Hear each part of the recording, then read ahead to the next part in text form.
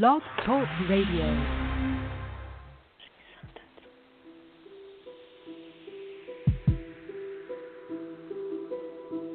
Thank you for joining us for Live Paranormal Radio. From the paranormal to the unexplained, it all happens here. It all happens here. Looking to enhance your radio experience? Participate in our live video chat 24/7 with our live paranormal radio show hosts and other like-minded people. Live Paranormal.com, the only interactive social chat room supported by Full Interaction Media. Stop by now and join the fun. Stop by now and join the fun.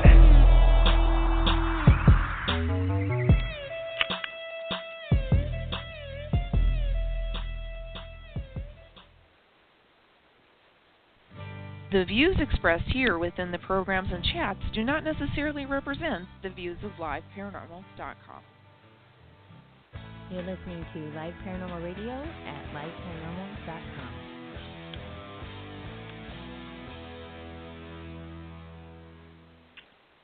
You are listening to Shriekfest Radio. Good evening and welcome to Shriekfest Radio. This is Denise Gossett, the festival founder and director and your hostess for the evening.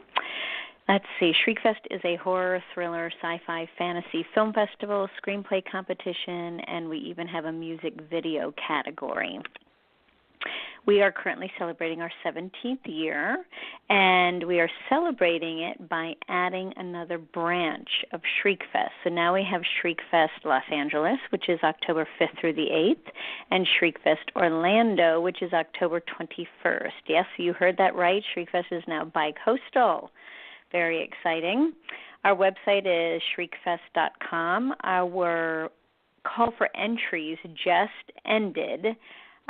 If you missed it and you have a project that you are just dying to get in, email us at shriekfest@aol.com, and we may be able to give you a few days to get something in. So let's see, if you did not have a project to submit this year, you should definitely come out and attend the festival. Like I said, Shriekfest LA is October 5th through the 8th, or if you are on the East Coast, Shriekfest Orlando is October 21st. Definitely come out, check out the films. There's great parties, great films. Filmmakers will be in attendance.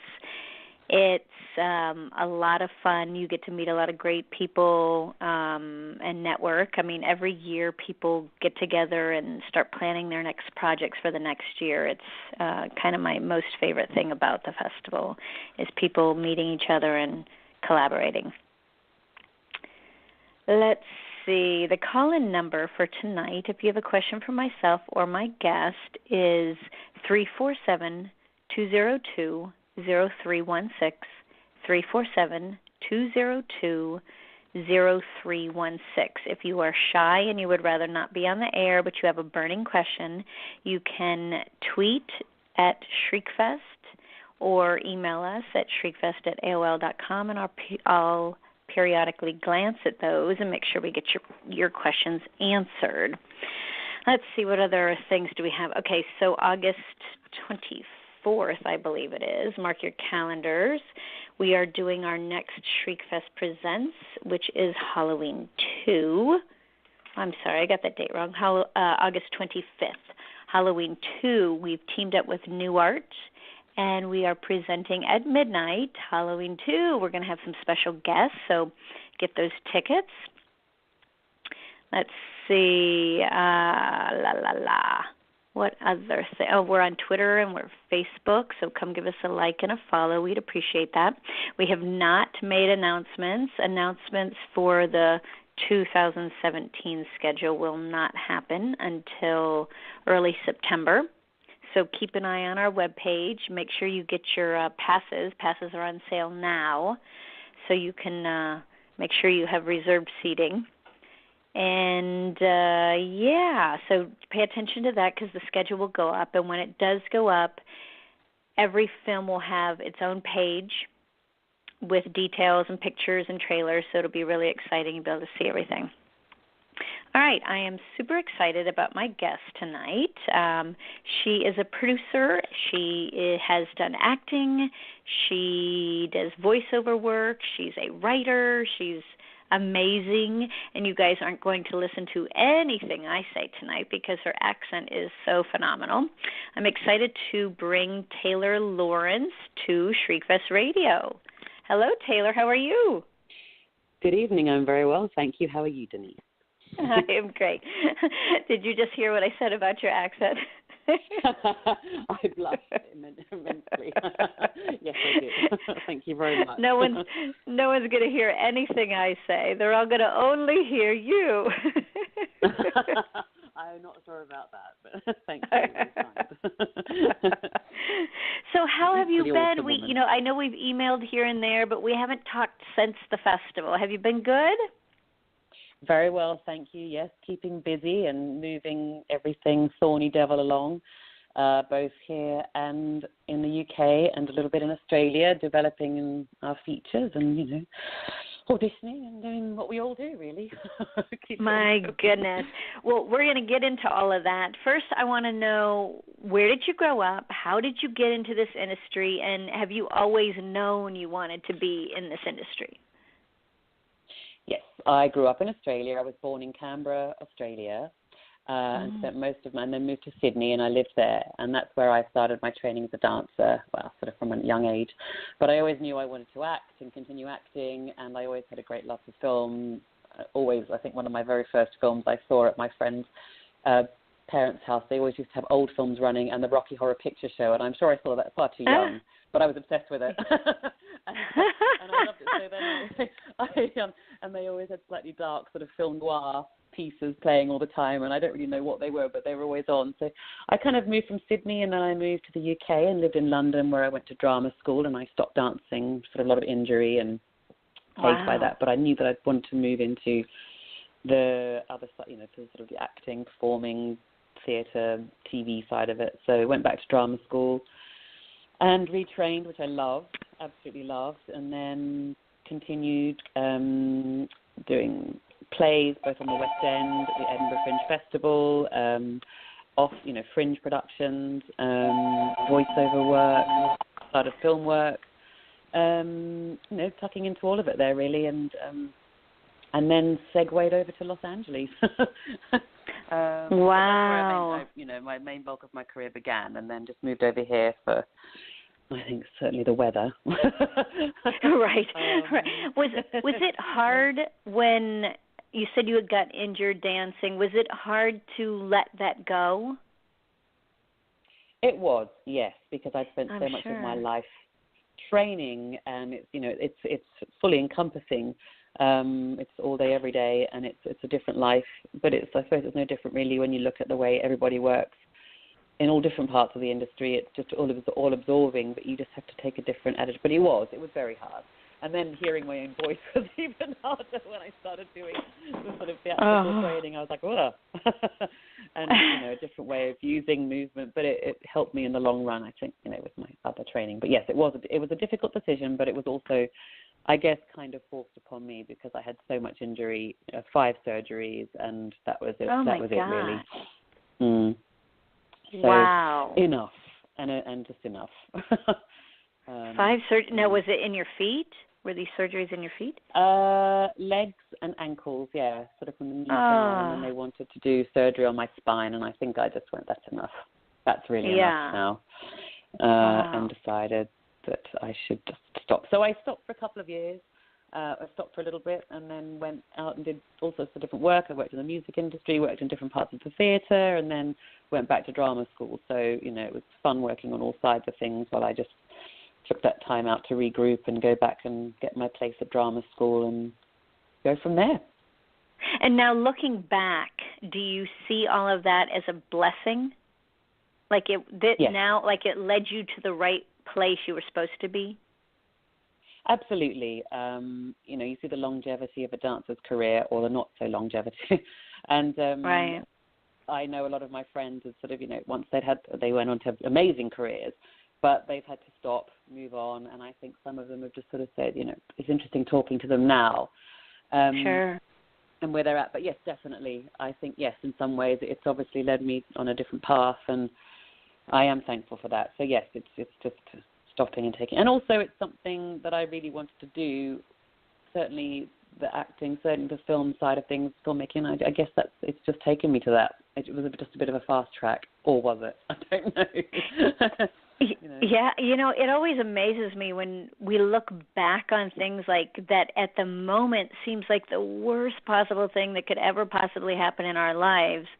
And when you look back 5-10 years later, you see, like, wow, if that hadn't happened, I wouldn't be where I am now. Absolutely. That is, absolutely, without a shadow of a doubt. Yeah, that's very true. And and it's hard, I always, whenever I'm having a bad situation, it's hard to think that way, like, okay, 5 years from now, I'm going to look back and be grateful about this, which is hard to do. Yeah, it's hard to have that sort of objectivity in the moment. You just think, I'm sure it'll be fine. It will be fine. And right. It is. It always is. No matter how, in the moment you just think it's not going to be, or devastating it is. It's always about time, isn't it? Yeah. Yeah. Well, I mean, I'm thrilled that you're doing what you're doing now. It would have been lovely to see you dancing as well, but you have all these talents that you are now sharing with everyone, and I think it's great. How did you get into voiceover work? That kind of naturally segued from drama school. So I finished drama school and I was doing theatre and we were producing plays together. Actually, James Card and I have worked together for a long time, who also came into the Thorny Devil madness with me. And someone had kept saying, you've got this voice, you should use it, you've got this voice, you should use it, and it didn't really click. I was like, oh, okay, that sounds great. And we did radio plays and training as part of our curriculum at drama school. And a friend of mine who was working in advertising got me in to do some work for Stella Artois and a couple of other jobs. And then I got an agent, but it took me 3 goes to get an agent. I did my demo reel and worked on my demo reel with a dear friend who was very kind, and he worked in a lot of mixing, and he very kindly put a reel together for me, which I'm always thankful for. And I sent that off the first time, no response. Sent that, the mail shots that we all do. And third time lucky, I finally got my agent in the UK. And then I started booking, and then I booked my first big job, which was Killzone for Sony, a big computer game. Wow. And then it kind of went from there, really. Yes, yeah. So that's pretty exciting to get on a video game, because there's tons of fans of that. It was exciting and terrifying. And I swear on the first day I turned up, I thought, I was working with such amazing actors. I thought, they're going to realize they've hired the wrong actor. They surely don't need me. I'll keep going until someone says, sorry, Jen, we actually meant someone else. I was working with all these amazing actors and I just thought, and I was in the same room, I was very excited. I just kept looking at them going, any minute now they'll realize they've made a terrible mistake. Oh, no. But I'll keep going. And that was one of my first really big jobs, and it was that was the time when gaming started becoming like feature film scripts, and they were taping our faces and our movements, and it was great. But yes, and Killzone then went on to be massive, so I was very thankful for that, and I loved it, and very proud of the character and that, and she was kick-ass, so it was very good. Yeah, wow, that is really, really cool. Now, okay, so you're doing all this performing and all these jobs and this voiceover stuff. And I'm especially interested in this because this is the point where I'm at in my acting career. Like, I want to produce some stuff to be in. Now, do you produce stuff for you to be in or for other people to be in, or both? It's both, a combination. Okay. When I first approached the gang in London, that I sort of got this idea in the pub. And I'd read some short stories, and I loved the characters, and I just thought they looked really filmic, and I'd wanted to start creating film, but I was also sensible enough to know that I didn't want to shoehorn myself into any roles that didn't fit for me.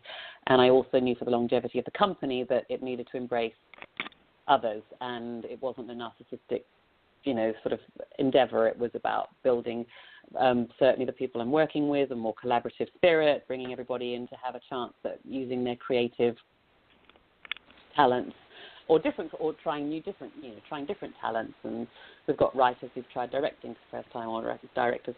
So for me, it was certainly, I was lucky with the very first film that we did that James said to me, well, Jen, this is actually a role that's perfect for you. And he was directing it, and I was like, oh, my goodness. So, yeah, exactly. You didn't have to ask. And then the second one I knew wouldn't be. And I knew that to expand the company, we wanted to use other actors and a completely different type, and the film was very different. So, and then moving forward, it's the same kind of ethos, I guess. Wow. And yeah, it's great. And what you guys have done with Thorny Devil Productions, it's crazy. I mean, you're doing things in the U.S., the U.K., Australia, all these. I mean, and you're winning all kinds of awards. Somniloquy was in Shriekfest last year. You guys did the winning 2016 commercial for Shriekfest. I mean, wow. And then all other kinds of short films. You've got just going to all these festivals and winning. And then what about these anthologies you guys are a part of? It's crazy, all the things that are happening. Yeah. It's been amazing. But, you know, it takes an army, and there's a lot of us working together. And, I think we've just got a good like-minded group. And then with people teaming up here in the U.S. and certainly with the commercial, we had great team as well, team of people who climbed aboard. So, but yes, a lot's happened, and I'm very, very proud, and we're all looking forward to the next steps. So, how many people are in the Thorny Devil family? The original Thorny Devil, there's 4. Mm-hmm. 4, okay, and how many now? The 5th joined, and then the 5th joined, and that's Mamatron Productions, and I'd say. And then I'd say we've got a couple here, but it's all, a lot of co-productions. We had Easy Peasy Films join us, for the commercial, and they were fantastic. And then independent producers and actors like Byron and Brad, and it's extending. And then we've got more people coming and saying, I want to work with you. What are you doing? What can we do? Let's work on something together. And not all of it works out, some of it does, and it's just sort of testing the water and seeing what kind of, how it all, there's so many different projects to look at. It's great, but yes, it's a big family, and then Australia, we're touching down there again, and that's been great. I've had a lot of good support from Ozfilm here, which is very exciting, and that's great because I'm sort of going back full circle to my roots, so we shall see. Wow. And okay, so for my listeners who are wondering, like, thinking, I would love to do something like that, how did you guys meet? It doesn't sound like any of you met at film school, which is usually how it works. Mm-hmm. Well, James and I did. James is he's the first one in. I met him at drama school, and we were both in different years, and we were outside waiting to do our assessments, our monologue assessments to, be assessed.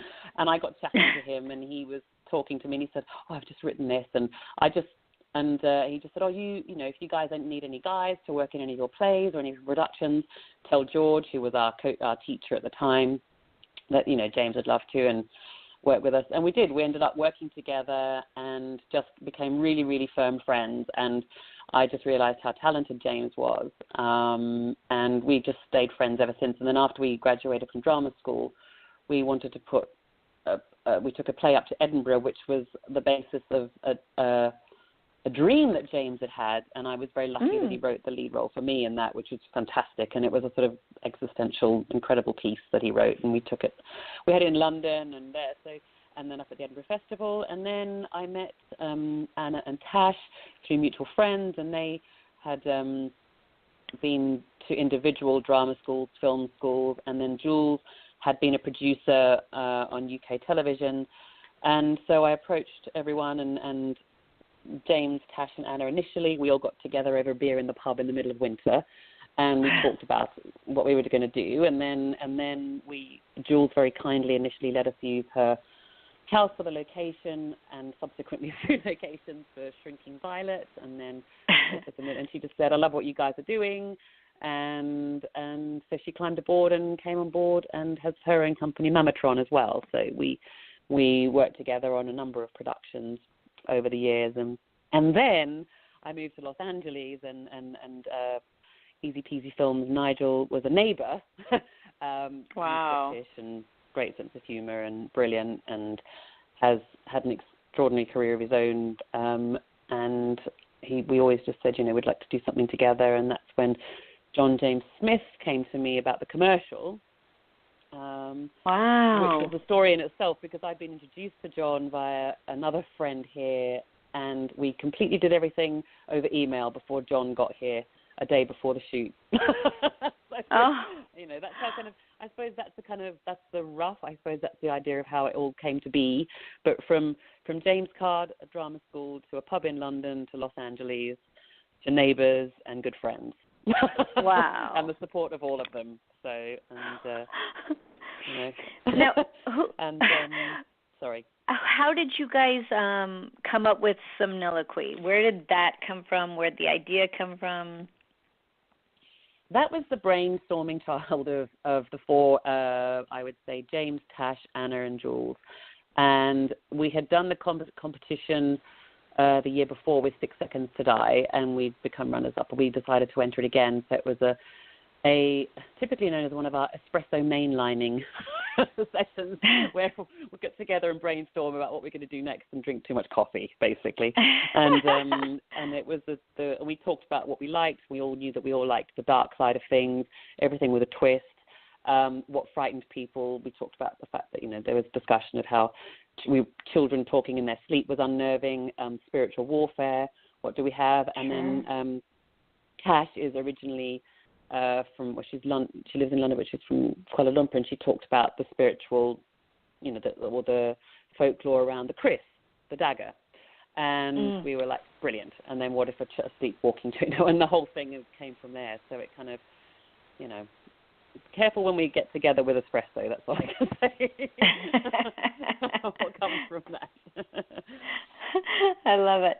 And now what about... sorry. Oh, no, go ahead, tell me.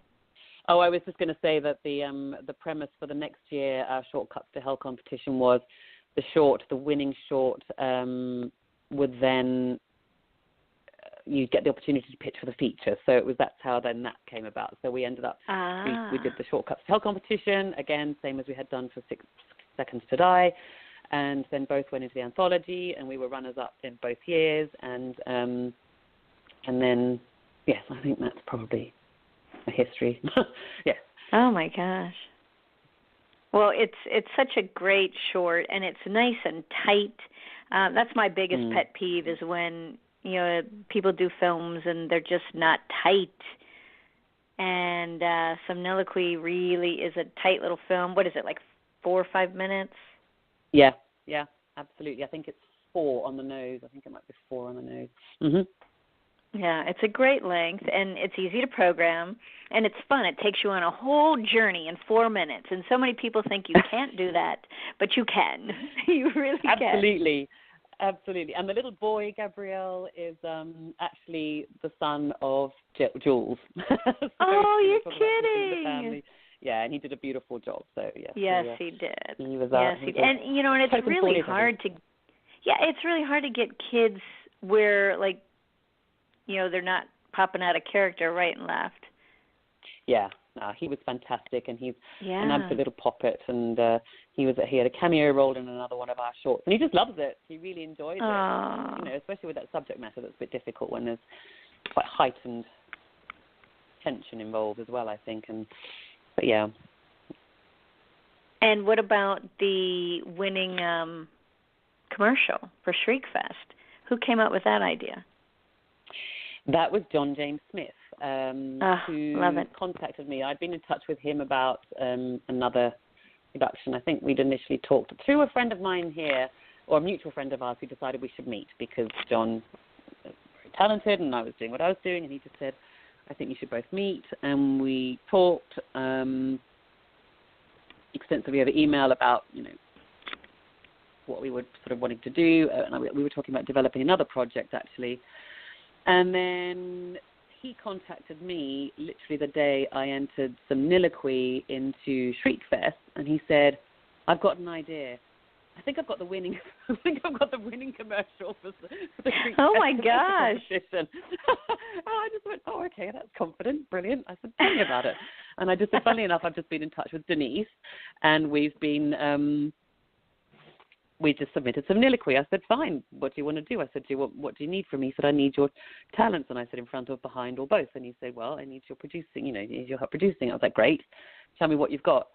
And then it came from there, and he told me the whole thing, and I said, brilliant. And then I just said, well, this is what I can do from this side. I got in touch with Easy Peasy Films, Nigel at Easy Peasy Films, and he said, brilliant. I just said, you know, do you want to produce this with Thorny? And he said, yep. And then Brad Hills, who's also in it, was also producing on it, and Byron, who I'm also working with on a couple of other feature films moving forward. So that's kind of how that, and we just did it from overseas. We had literally, I think we did it mostly via Facebook and over email, and then John landed on the Monday night. We shot for 2 days, and then he was sending footage back to the UK, and then he left and went back to the UK on the Friday, and I think by the Monday we had it in with you. Wow. And, so that's, and yeah, he's super talented as well. So that was his brainchild, and there we are. And the new art where you're doing your screenings, they looked after us brilliantly. I mean, we shot all our exteriors there, our interiors for the movie theater there, and then with the help of friends and, you know, support houses and all sorts of other locations. So. Oh my gosh, I love it. And who's our special guest tonight? Do we have more than one, or do we have? Byron should have been joining in. We've just got Byron. He said he was going to join in. John is in England and not very well. It's like 4 a.m. there. And Byron, are you on the line? Can you hear me? Yes, we can. Hi, welcome to Shriekfest Radio. Hello. Hey, yeah, I didn't want to interrupt. Jen was on a roll, so. No, it's great. You know, Byron, I am so glad that we are finally talking. Love the commercial. You're amazing. It's really great to finally meet you. No, yeah, it's great to talk to you as well. And you know, Jen has had nothing but high praise, and Shriekfest was amazing as well. And you know, it's such an honor to even be in Shriekfest, let alone win. Yeah. So that was a really a true accomplishment for everybody involved, and also just speaks to your festival that you put together and spend so much time and hard work in putting together. So thank you. I know, thank you. Your work is relentless, Denise. You work so hard, and it's you're amazing, and you still keep smiling through the whole thing. Oh, thank you so much.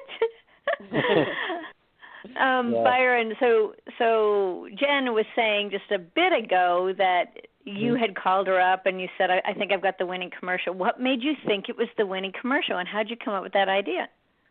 Well, I would love to take credit for it, but that was John James Smith that that had the winning. He was the director. I helped to produce with Jen. I do a lot of producing with her. Yes, okay. You know what? It's so funny. All these James. There's a James in like every name. Yeah. James Carr, John James Smith, Byron James. And there's another one in Australia called Peter James Johnson. We're going to call it 5J Productions because it's we've got so many James. It's hilarious. Oh my gosh. You'll like this, Denise. Me and James Card went to the Griffith Observatory and took a picture with James Dean, whose middle name is Byron. So it was Byron James, James Byron Dean, and James Card. Oh my gosh, that is hilarious. Oh yeah. Okay, so forgive my confusion. Okay, Byron, got you down. No worries. Okay. Oh, good. Wow. Yeah, Wow. Thank you for having us on and kind of hearing a couple of artists talk about the process. Yeah, oh no, I love it. And you're also an actor too, right? Yes, I am. I've been doing it for almost 10 years now. Almost. Next year will be 10 years. Yeah, I like Jen didn't, like acting wasn't like the first thing that kind of was on my list of things to go after in life. So we kind of had that connection kind of right away when we met. We came from very different backgrounds, apart from acting and the the theatrical kind of pedigree that a lot of people in the industry come from. I also came from an athletic kind of background. I played football and kind of only stumbled into acting.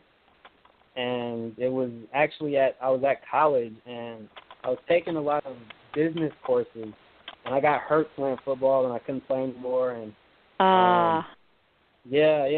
and I was really, really depressed at the time.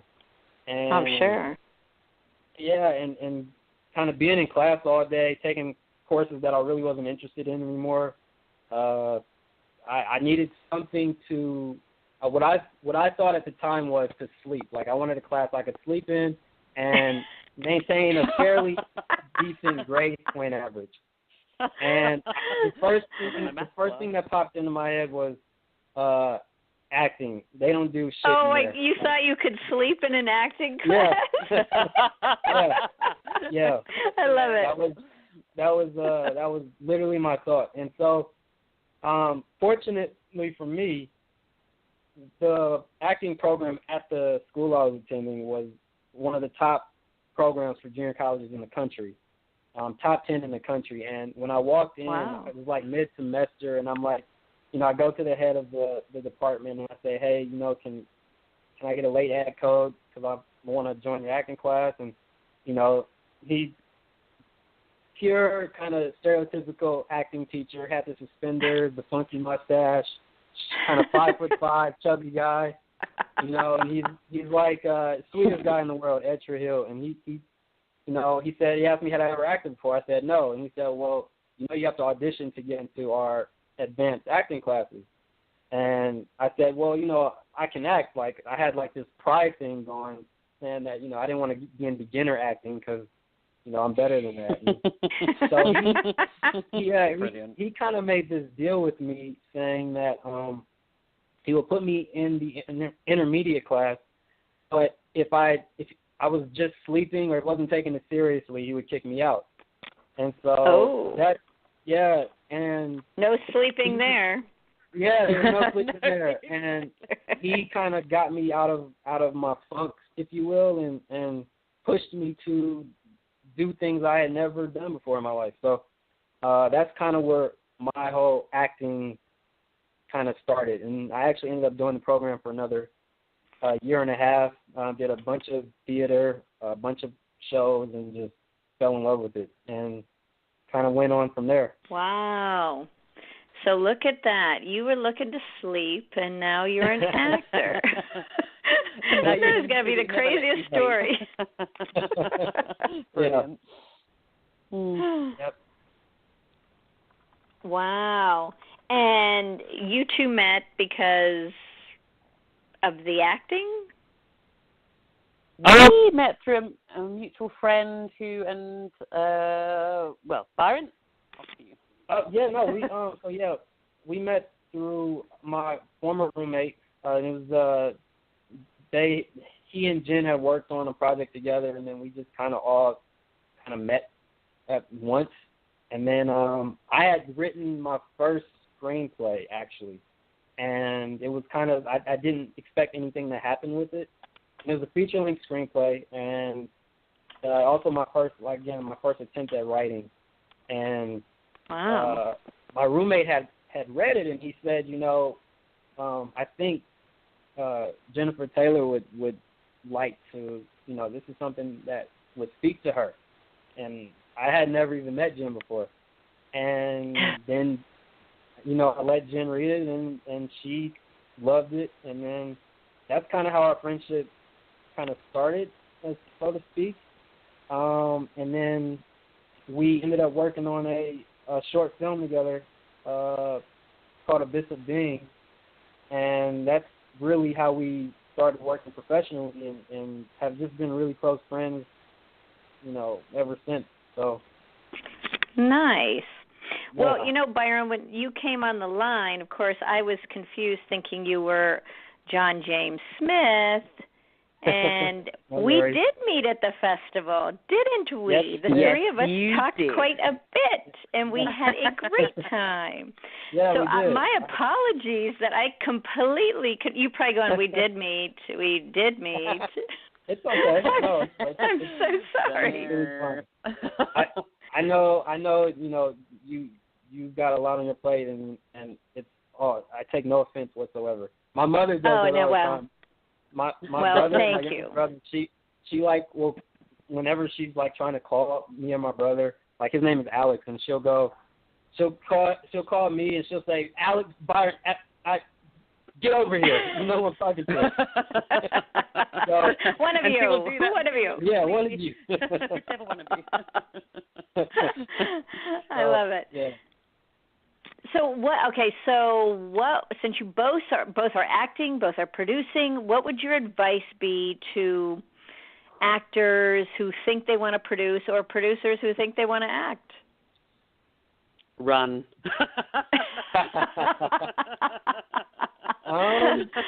That's great. Like completely cynical. No. Byron? That's probably true.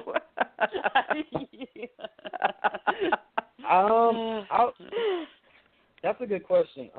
My advice from my, and I don't presume to be an expert at it, but just from my experience, and I would say coming from an acting standpoint, a lot of times it's difficult for actors sometimes to remove themselves from that process, remove themselves from. A lot of times being a producer is firefighting, right, and being able to just get things done, and it's really just about getting it done and really knowing what resources you have, and it's not always hinging upon money. I think that's the biggest. Like, there's people out there that are creative, and it's about, bringing the right type of people together, people that can perform a task, perform a duty, and just really, juggling a lot of pieces and moving the ship forward, and understanding that everybody during the process of making a film is trying to achieve the same goal. You're all trying to make something that will be on screen that you're all proud of, and I just think it's about just going out there and getting in the deep end. Sometimes as first-time producers, it's like, where do I start? And, I've never done this before, and who do I ask for advice? And I don't know. It's just utilize who you know. Utilize, lean on people who may have done, have produced before. Learn. It's not going to be perfect. Like Jen said before, when we did the commercial, it was literally like, I think all in all, it was like a week, and actual filming was 2 days, and it was just literally knocking on people's houses or doors of their houses to see, if they would allow us to shoot exteriors or interiors, wow, and things like that. Like it was, getting out there, and you don't know if you don't ask. I remember. Yeah, I was going to say, but never be afraid to ask. Yeah, I remember I was in a meeting. With grace. I was in a meeting one time with a former producing partner, and there's a lot of things about producing that I just didn't know, and I still don't know. And the people that we were meeting with were saying things that they were just completely out of my depth. And so I was asking them questions just to clarify, and my producing partner kind of told me, you don't want to ask questions because it'll make them make it look like you don't know what you're doing. And, my response is, well, I don't right now. And, right. At worst is, okay, if they do take it as that, then, that's just people that I don't need to be working with anyway. And if they do take it in a positive light, then it's like, okay, he's not sitting there looking stupid while we're explaining something that he clearly doesn't understand. So, yeah, just asking the questions that need to be asked, or things that, just not being afraid to go after it. And I think that would be my advice. Is just great advice because absolutely. Yeah, you got to learn. How else are you going to learn? Yeah, and I think that's right with the never being. If people are afraid of looking daft or silly, and actually you don't, the more you ask people, and Byron and I have been mentored by a couple of really fantastic producers who've had a pedigree of, and created, beautiful film, and watching them and learning from them, they say, I don't know. And I said, should we be saying this? And they just said, just ask. And it's not, you don't have to do it in an obnoxious way or if you're just asking because you need to know. And they'd rather, that irons out things early on because you're soon exposed if you don't know, especially in the industry. And people need you to know, otherwise it topples. And so you'd rather not have that, and you'd rather ask and learn and make people want you to learn so they have a good team around them. So I've always ask. Never be afraid to ask. Yeah, I've gained a lot of allies, so to speak, within the industry. Just based on the fact that I don't try to. There's a lot of, and I'm sure you know this too, Denise. There's a lot of phoniness and pretenders who claim to be doing a lot of things or claim to know this or claim to know that, and people. Will give you their 2 cents even if it's wrong. And I think that a lot of times it's because they don't want to look like they don't know or they aren't at the level that they want people to view them at. And I think some of the best people, like Jen said, we were mentored by some really successful and wonderful producers. And they still ask questions. They are always asking questions, and they're always, searching for answers to problems because every time you take on projects as a producer, it presents itself with different sets of issues that you may not have encountered before. I mean, it's almost like as an actor, you go into a audition. You go into an audition, and no audition is the same. Like no audition. And and you always have a different experience, and casting directors ask you to do different things, or ask you to do the audition differently, or whatever it may be. But the experience is always a little bit different. And I think with producing, it's the same thing. In this industry, you're dealing with a lot of personalities, a lot of different experience levels, and it's like I said, it's a juggling act constantly. But you can't be afraid to one, get out there and do it, make mistakes, and then also not be afraid to ask the questions that should be asked, that you can accomplish what you're trying to accomplish. Excellent advice. Teamwork, collaboration. Teamwork. You need it. It takes an army to make it. It's not just one person. I think everybody has to pull together, and that's also it, and lean on one another and keep a sense of humor about it. Because sometimes everyone's very tired after a long day. Things can get fraught and you've got shots to catch up on, or things sometimes get behind and you've got to get it done at 4 a.m. or be off a location 2 hours before. And it's, just keep calm, don't doubt yourself, and make what you love. I think that's been the key advice for a lot of people from a lot of people. Or certain panels I've been, make what you love, make what you're passionate about, not what you think you should be making. Great. I love that because, think how long you live with each project. If you don't love it, you're going to go crazy. Very quickly. Now, you guys both worked on After Tuesday. Tell me about After Tuesday. Well, that's Byron's baby, so I shall pass the gauntlet over there. Well, after Tuesday, that is the project that me and Jen kind of cultivated our friendship over. I love it. We've been trying to get this feature film off the ground for since we first met, and it's gone through several revisions. And again, it's one of those things where producing is a process, and like you were saying, Denise, you're with the project for so long sometimes that if you don't love it, then it's really not worth it. And I think After Tuesday is just that. It's a labor of love from the people involved, and I'm so thankful of the people that have kind of come on board. And we've got Mamatron Productions with Jules' company who's involved. We have Thorny Devil, Ben's company that's involved. I've got some great talent attached, a couple named actors attached to it just because they love the project and we're good friends. And it was one of those things where what you were saying earlier in the interview when you were asking Jen about if whether or not she was producing for herself and other people, or just herself, or just for other people. This is one of those projects where, we kind of said we know so many talented people in front of and behind the camera. Why don't we try to make a project, a feature-length project, pulling all of those resources together and really do it well.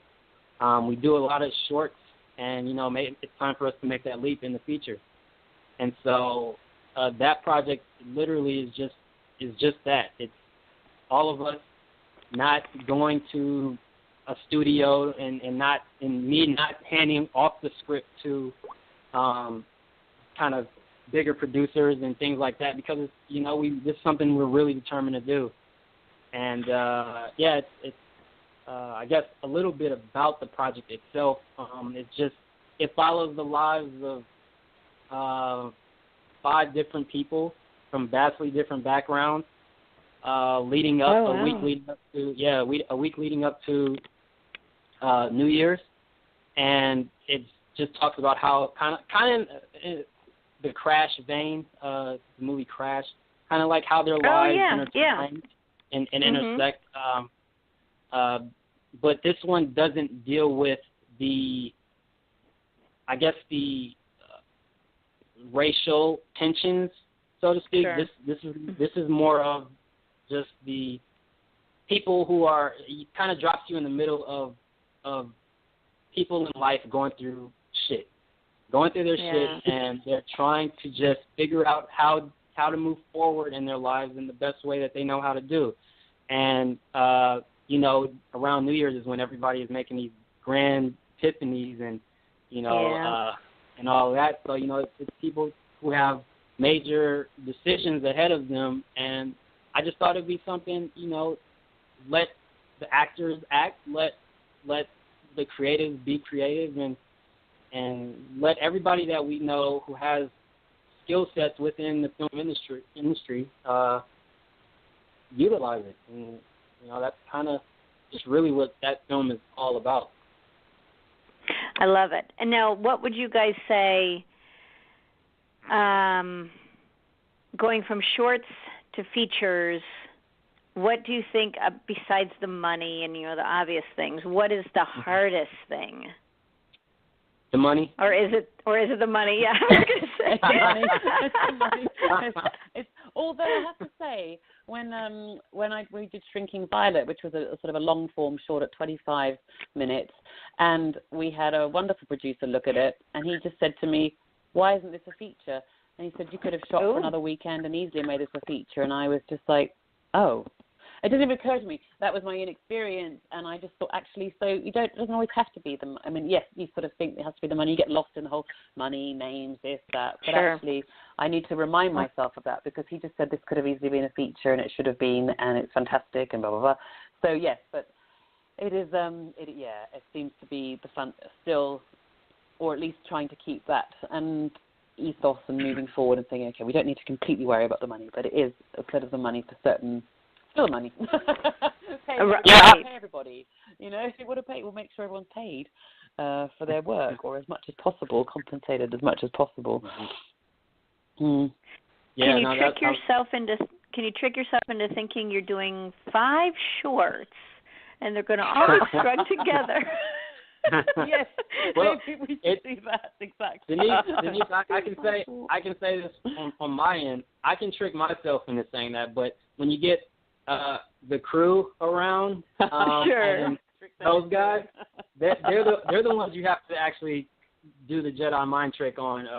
Okay, we don't have any money, but we're going to keep filming and all of that. So I don't know. I think the money is just not only the tangible money that you need, like the actual money, but I think it's just that mental roadblock of what it will take to complete a film and how you want film to be. And I think a lot of times we associate the quality of a film with kind of how we know the budget should be, whether it be in post-production, principal photography, again, crew, location, whatever it may be, and you just kind of calculate it and you say, okay, do I want to just complete something or do I want to complete something well? Or like what is, I guess those kind of hurdles of us not being sure if we want to start something and see it all the way through and make sure that it's done well. I think the money aspect is just the hurdle of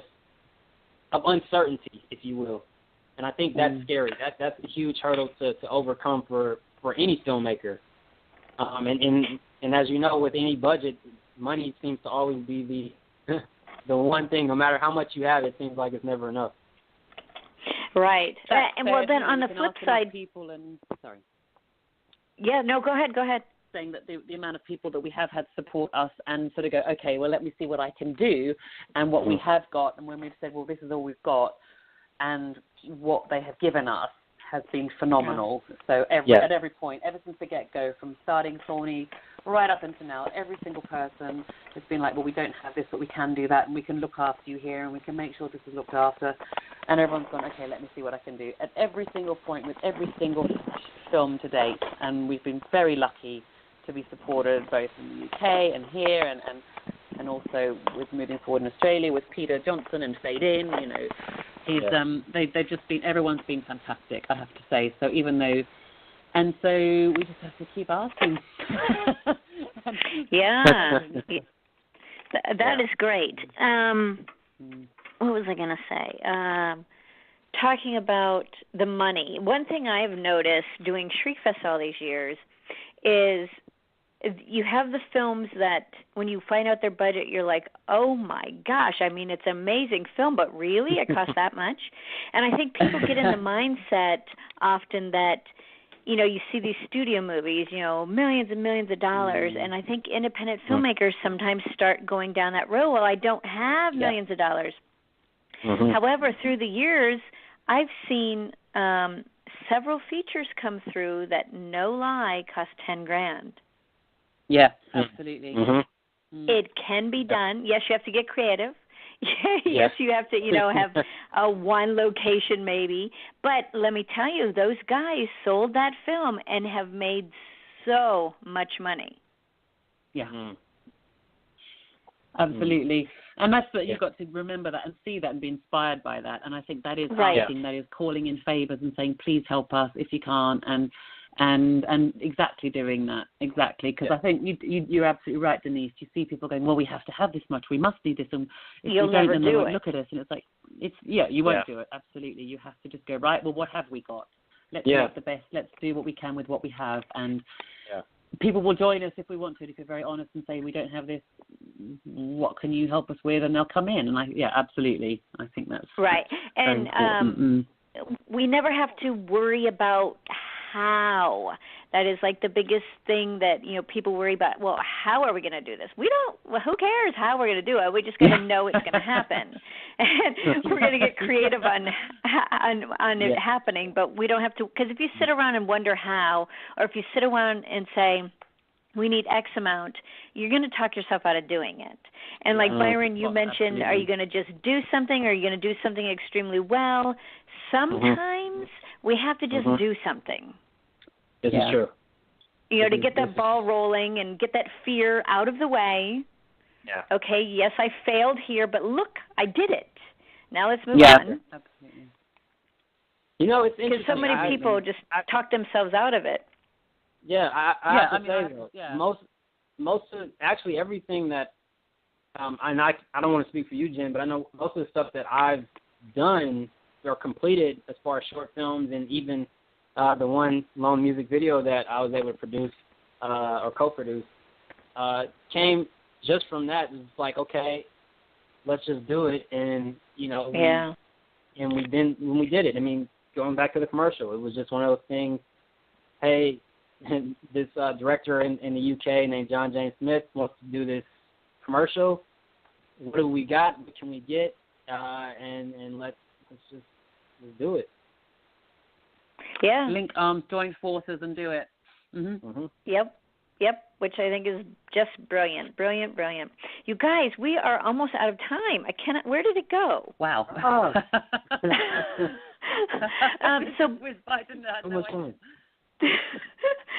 So before we run out of time, where can people find you guys? Do you have websites? Where's all the good stuff? Are you on Twitter, Facebook, right. Where? Facebook, we have Thorny Devil Productions Facebook page. Our website is really under construction. It's having a little spring clean at the moment, so it will be up there, but that's thornydevilproductions.com. We do have a Twitter handle, absolutely. And then Byron has... Twitter, Byron James 0 is the handle. Okay. And yeah, that's where most of my updates are done. And yeah, there'll be a few updates coming soon with some good stuff. So if anybody wants to find me there, I'm there. I do follow back. So excellent. There's all that. Excellent. And when you guys have news, I mean, I know not everything you guys do is horror and stuff, but I will be more than happy to help tweet things out for you guys. Thank you so much. Thank you very much. Thank you. And we look forward to seeing you in about 2 weeks. Yes, I know, at Scarlet. Yeah, we're going to show the commercial, and we're going to go show some Niliquis, so that is very exciting. Very exciting. Yes. Woohoo.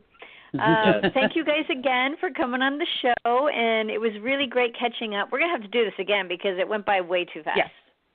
That'd be brilliant. I feel like we didn't even get to talk very much. Right. I was going to say thank you so much to you for you work tirelessly. You support us all. You lift us all up, and you encourage everybody. And you it's brilliant. I mean, when we went to Shriekfest, Byron, myself, Catherine, who was our Scream Queen in the commercial, we just said how wonderful it was, and the vibe that comes from that filters through is brilliant. It's probably, it's such a lovely, lovely festival, and you work tirelessly to do that. And it's amazing that you've got this here and moving over to the other side of the country. I know, crazy. Well, thank you. I appreciate all of that. Denise, you're based and in I hope you guys Florida, will come by. What was that? Sorry? Pardon? No, I was saying you're based in Florida, if I remember, right? Somewhere in... Yes. Yeah. Well, I'm back and forth, but yes. Okay. The next Shriekfest is in Orlando. Yes. Okay. Yeah. Amazing. No, and I just wanted to piggyback off of Jen just saying, out of all the festivals that I've been to, Shriekfest is up there with one of the tops. It's just so great, and the vibe there and the community is wonderful and welcoming and supportive. So thank you. Great. That's a testament to you. So. Thank you, guys. That means a lot to me. I hope I get to see you guys hopefully you can come by the festival this year, too. Yeah. Yes. Absolutely. Well, I'm in LA. And I'll see you. Yeah, exactly. Swing by. Come say hello. Swing by. All right, you guys. Thanks again. Have a great rest of your evening, and keep me posted on everything. I'm really excited for all you're doing. Absolutely. Will do. Thanks so much, Denise. Thank you for having us. Thank you. Good night, guys. Thank you. All right. Good night. Bye-bye. You are listening to Shriekfest Radio.